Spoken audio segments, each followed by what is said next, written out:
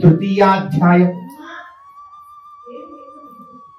భగవత్ ప్రాప్తి విరోధి అనేటువంటి ఒక జ్ఞానాన్ని మనకు తెలియజేస్తూ వచ్చింది.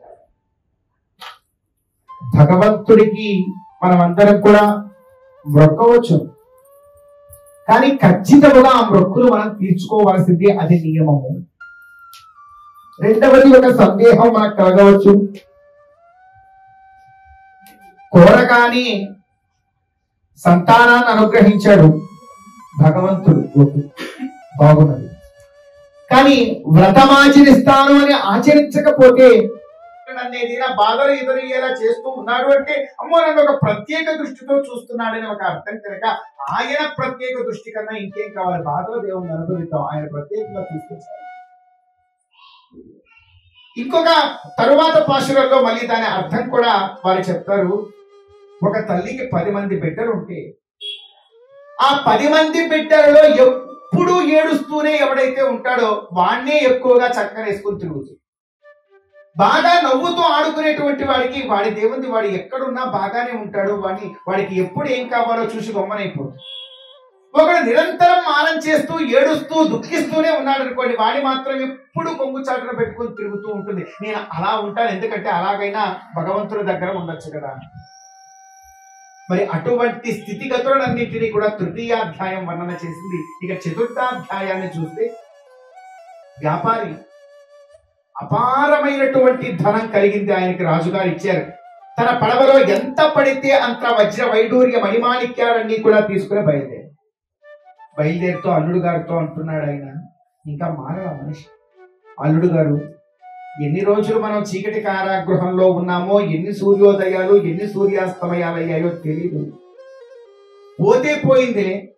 ఒకవేళ ఈ కాలం చీకటి కారాగృహంలో కాకుండా బయట ఉండున్నా కూడా ఇంత మనం సంపాదించగలిగే వాళ్ళం కాదు. ఓకే, పోయింది. చీకటి కారాగృహంలో ఉన్నా మనకు మంచే జరిగింది, చాలా అపారమైనటువంటి సంపత్తి మనందరికీ కూడా వచ్చింది, ఇంతగా మనకు ఇంకా తిరుగులేదంటూ గర్వంతో మిడిసి పడుతూ బయలుదేరి. కష్టపడి సంపాదించినటువంటిది గర్వానికి కారణం కాదు, తాను కష్టపడకుండా వచ్చేసింది కదా.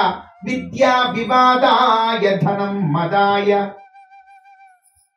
అలా విద్య వచ్చేస్తే వివాదానికి కారణం అవుతుంది. విద్యతో 10 మందికి విద్యని పంచుదామనేటువంటి ఒక చిత్తం కన్నా కూడా, నా అంత గొప్పవాడెవడు ఈ లోకంలో లేడు, నాతో ఎవరైనా కూడా వాదనకి రాగలరా అంటాడు.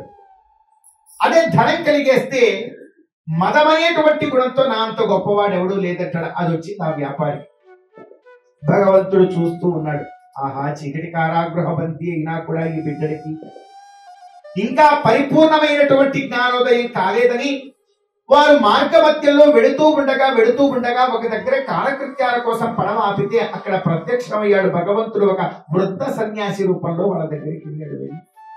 ఆయన ఎక్కడి నుంచి వచ్చారు, ఎక్కడికి వెళుతూ ఉన్నారు, అంతా బాగున్నారా, ఇలా చిరిపి మామూలుగా సామాన్య కుశల ప్రశ్నలు వేయడం మొదలుపెట్టి, వ్యాపారి అసలే గర్వముతో మిడిసిపోతూ ఉన్నటువంటి వాడు కదా, ఒక్క ప్రశ్నకి కూడా సరిగా సమాధానం చెప్పకుండా, మేమెవరమైతే నీకెందుకు, ఎక్కడి నుంచి వస్తే నీకెందుకు, ఎక్కడికి వెళుతుంటే మాత్రం నీకెందుకు, నీవు సన్యాసివి కదా, ఎందుకు ఈ విషయాలన్నీ కూడా ప్రశాంతంగా ఏదో వెళ్ళి తపస్సు చేసుకో, మేమేదో చేసుకుంటాం, నీ పని ఏదో.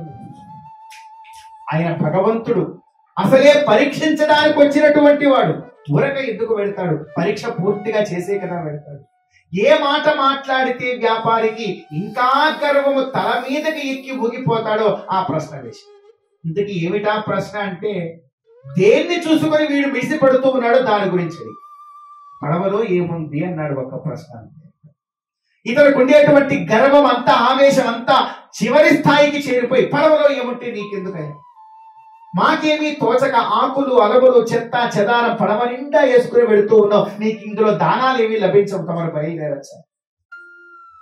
భగవంతుడు తథాస్తు అని ఒక చెట్టు కిందకి వెళ్ళి తపస్సు చేసుకోవడం ఆరంభించాడు. వీళ్ళు కాలకృత్యాలు తీర్చుకునే మామ అల్లుళ్ళు పడవలోకి వెళ్ళి చూసేసరికి రాజుగారు ఇచ్చిన వజ్ర వైడూర్య మణిమాణిక్యాలు ఏమీ కూడా లేవు. ఎటు చూసిన ఆకులు అలములు చెత్త చెదారం మాత్రమే మిగిలిపోయి ఉంటే మామగారు మూర్ఛపోగా, అల్లుడు గారు మంచివాడే, ఎందుకంటే ఆ అల్లుడు కూడా భగవద్ అనుగ్రహ ప్రసాదమే కదా, మంచివాడు. పాపం మామగారిని లేపి మామగారు ఇకనైనా మీరు జాగ్రత్తగా ఆలోచించండి, ఇందాక మీ నోటి గుండా వచ్చినటువంటి మాట ఇక్కడ సత్యమై కనపడుతూ ఉన్నది అంటే ఆ మాట మీరు ఎవరికి చెప్పారో వారిది ఈ తప ఫలం అంతా కూడా, వెళ్ళి వారిని శరణాగతి చేద్దామని చెప్పి అక్కడికి తీసుకుని వెళ్తారు.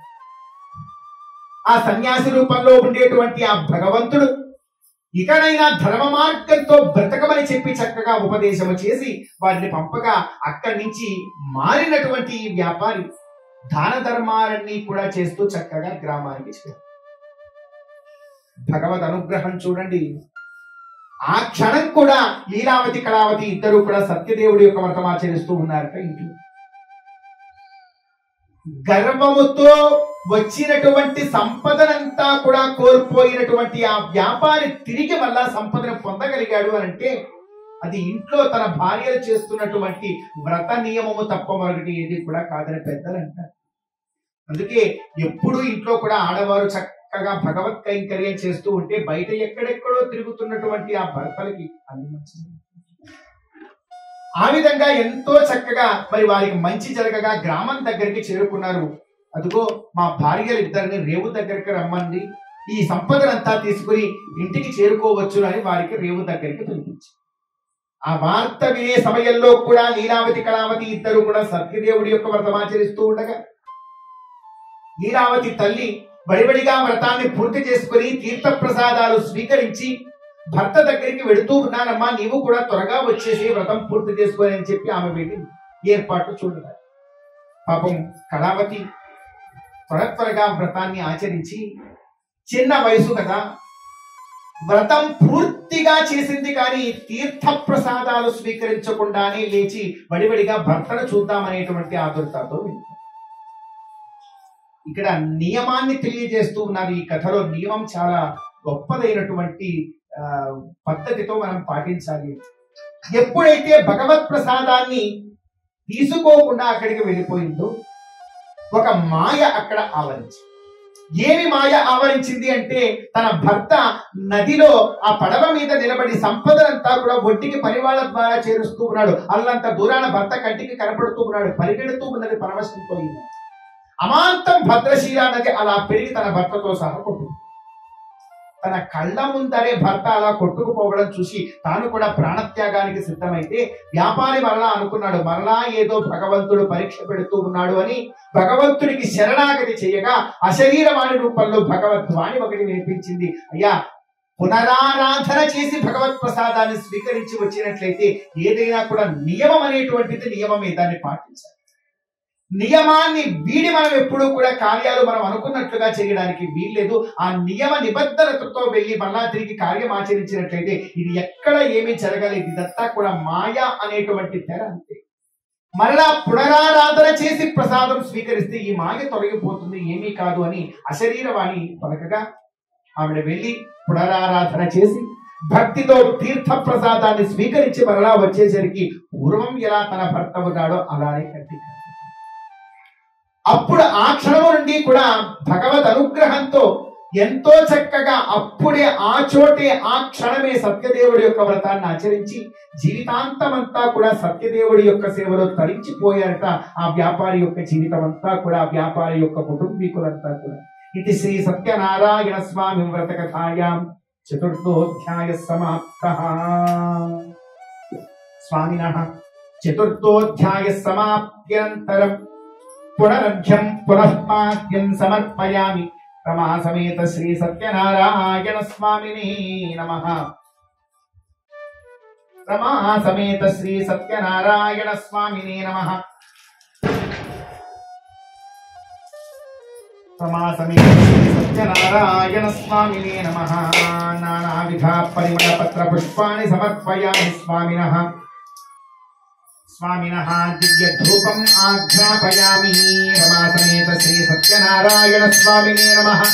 धूपमाज्ञापयामि, प्रत्यक्ष दीपं दर्शयामि, अर्घ्यमाचमनीयं समर्पयामि स्वामिनः.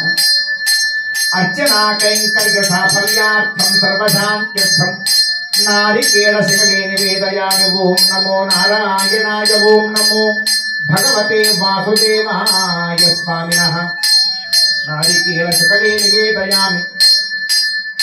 తాంబూలం సమర్పయామి ఘృతాత్ పరిమండ ఇవాస్తు స్నేహః సర్వాధికస్తర్వసత్యేషు సర్వః సచేతనస్యేతయేషు సత్యా ఏకో లోకాన్ గర్భాత్మాదు సర్వాన్ ఫలోపహారం తాంబూలం సమర్పయామి రమా సమేత శ్రీ సత్యనారాయణ స్వామినే నమః అథ నీరాజనం దర్శయామి. ఓం తద్విష్ణో పరమం పదగుం సదా పశ్యంతి సూరయః దేవదక్షరాజతం విపన్యవోచాగ్రువాం సస్తమిన్పతే పరమం పదం స్వామినః నీరాజనం దర్శయామి సర్వోపచారాన్ సమర్పయామి. గోవింద గోవింద గోవింద గోవింద. ఈ వీడియో మీకు నచ్చినట్లయితే లైక్ చేయండి, షేర్ చేయండి, మా ఛానల్ని సబ్స్క్రైబ్ చేసుకోండి. Thank you.